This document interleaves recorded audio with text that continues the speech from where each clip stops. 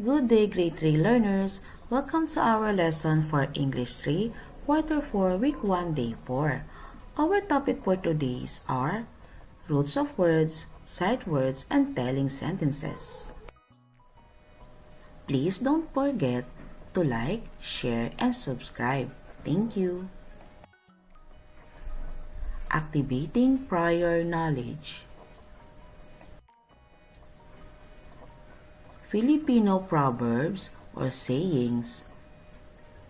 Ang karanasan ay mabuting guro. In English, experience is the best teacher. Kapag may tiyaga, may nilaga. Hard work, perseverance pays off. When you work hard or persevere, you will succeed in life.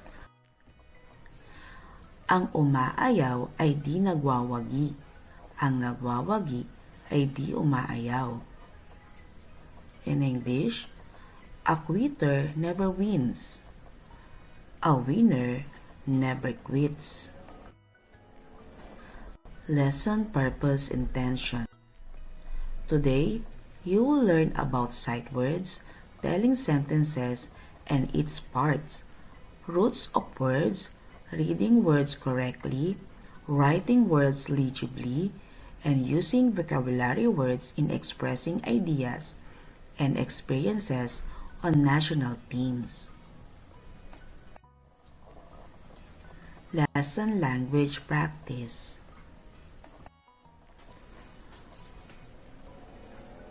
What those saying means. For the first sayings, experience is the best teacher. This means you learn things better when you actually do them or go through them yourself rather than just reading about them. For the second saying, kapag may tiyaga, may nilaga, this means if you are patient and keep trying, you will have a reward like the delicious soup, nilaga, at the end. For the third and last saying, a quitter never wins. This means if you give up when things get hard, you'll never finish or reach your goal. Winners keep going. For the class discussion, which saying do you relate with and why? Here is the possible answer. I relate most with the quitter never wins because sometimes when I'm doing my math homework, it gets really hard.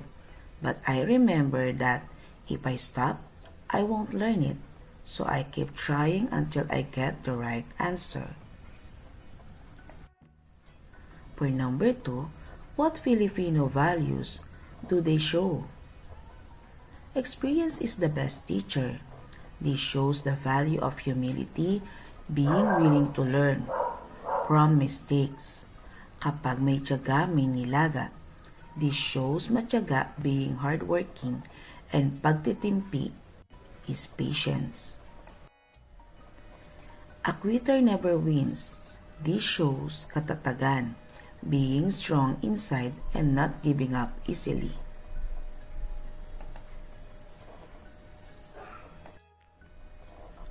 For number 3, which of these values do you want to have and why? I want to have tiyaga or perseverance. If I am hardworking like the snail, I can find ways to solve big problems even if I am small or slow. I want to be someone who finishes what they start. Reading the key ideas then. A. Root of words. The sayings or proverbs show the different traits of the Filipino people. Examples: respectful, helpful, faithful, prayerful, wonderful, hopeful. To determine the meaning of these words, let's name the root of the words. For respectful, the root word is respect. For helpful, the root word is help. For faithful, the root word is faith. Prayerful, the root word is prayer. Wonderful, the root word is wonder. Hopeful, the root word is hope. Fluency practice. Do a shared reading of the Igorot creation story. Here is the story.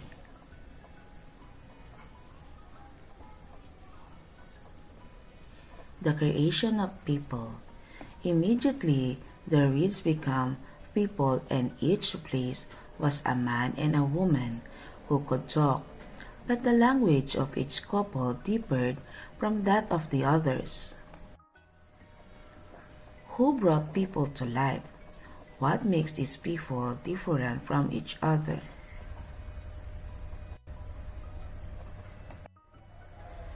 Then Lumawig commanded each man and woman to marry, which they did. By and by there were many children, all speaking the same language as their parents. These in turn married and had many children. In this way, there came to be many people on the earth.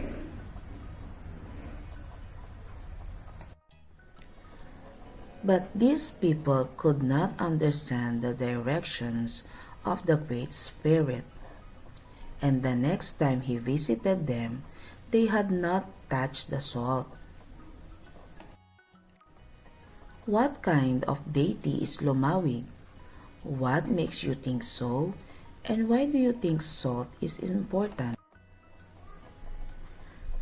Then he took it away from them and gave it to the people of a place called Mayinit.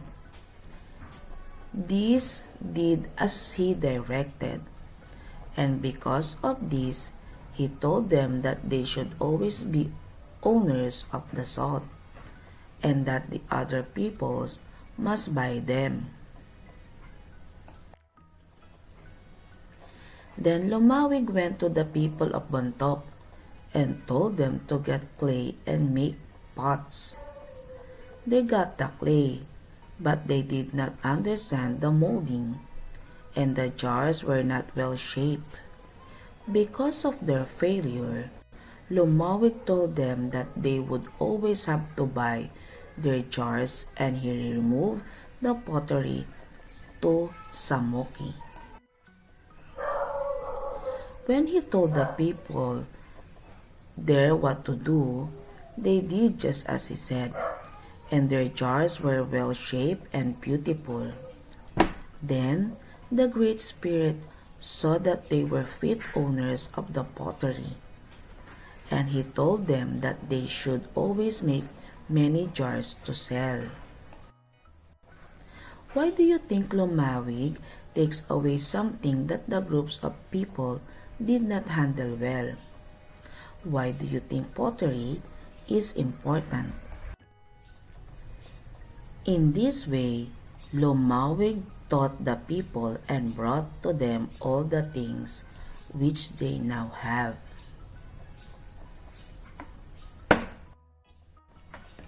Developing understanding of the key idea stem.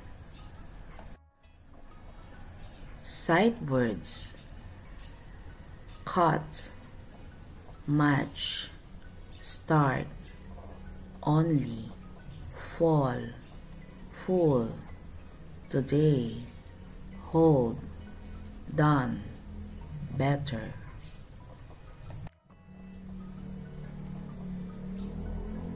Complete the sentences using the target sight words.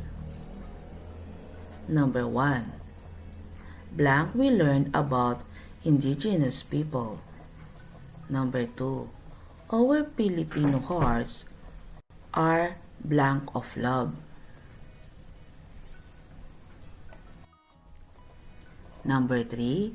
Making indigenous peoples feel safe will make the Philippines a blank place. 4. Filipinos should blank each other's hands and work together. 5. Blank the paper and draw a Philippine flag. Number 6. How blank is a sack of rice? Asked Jose. 7. Making indigenous peoples feel safe is not a job of blank one person, but of every Filipino. 8. Did the Nara tree blank during the typhoon? 9. We have blank a great job in the Bayanihan. 10. Parents should blank teaching Filipino values early.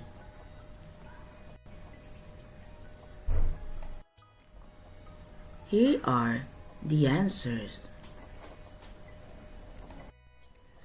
What is a telling sentence? A telling sentence, also called a declarative sentence, is a sentence that tells us a fact, an idea, or information. It always starts with a capital letter, ends with a period. A telling sentence has two main parts, the subject and the predicate. Examples. Number 1. We have done a great job in the Bayanihan. Number 2. Filipinos should hold each other's hands and work together. Number 3. Making indigenous peoples feel safe will make the Philippines a better place. These are all telling sentences. Let's annotate. We can use question words like who, what, and where to find the parts of our sentences. We have done a great job in the Bayanihan.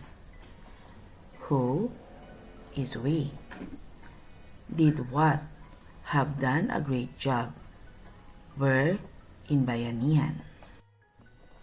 Filipinos should hold each other's hands and work together. Who? Filipinos. Should do what? Should hold each other's hands and work together.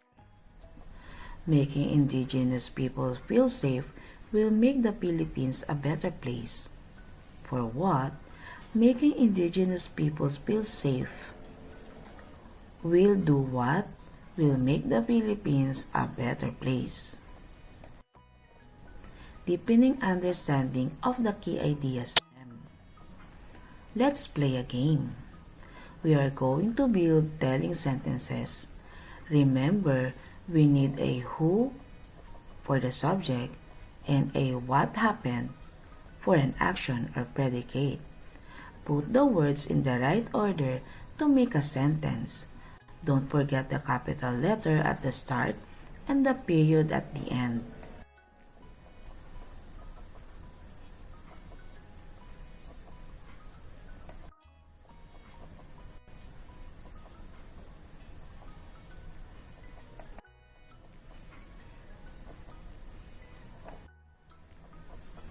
Here are the correct answer. For number 1, the snail is smart. Number 2, the deer runs fast. Number 3, we go to school. Number 4, my teacher is kind. And number 5, teamwork helps everyone. Making generalization and abstraction. What have I learned today? For number 1, knowing roots of words help us understand meanings of multisyllabic or long words. Number 2, sentences have parts and the order of words in a sentence has an impact on its clarity and meaning. Evaluating learning.